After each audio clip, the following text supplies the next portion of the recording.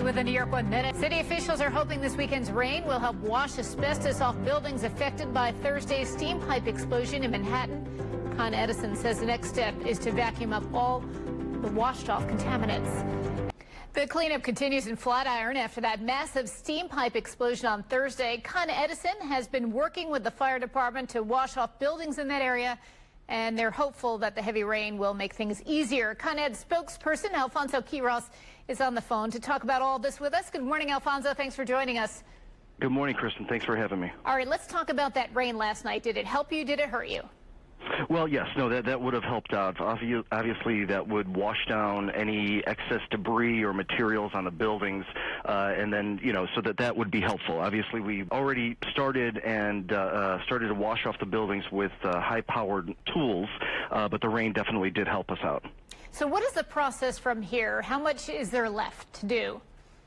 Well, right now what we're doing is we're focusing on going back over the buildings just to inspect them, to make sure that there's no debris or no materials left on the buildings or the streets or the sidewalks.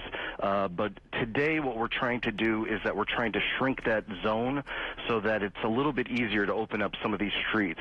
So we're going to try to shrink it, the impact zone, closer to the crater, which is really at the intersection of 5th and 21st. That's the main priority for today. Right now we're talking about 3 square blocks. It's about 40-plus buildings that are affected, 30 that were evacuated from East 19th to East 22nd Street.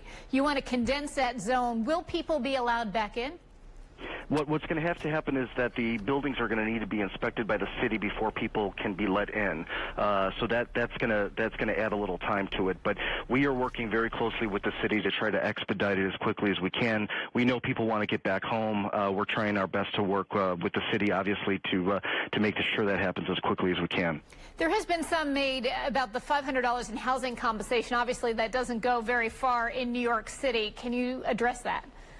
What we're telling people to do is to go to the Clinton School at 10 East 15th Street, right by Union Square. They're going to be open today from 8 to 8, and they'll be able to talk through that with our people who are there. They also have the Red Cross there. They also have different city agencies, and we're willing to work with people. That we're just asking them to go there to discuss it with our folks who are at that school. All right, so no specific timeline. Are we talking days? Are we talking weeks?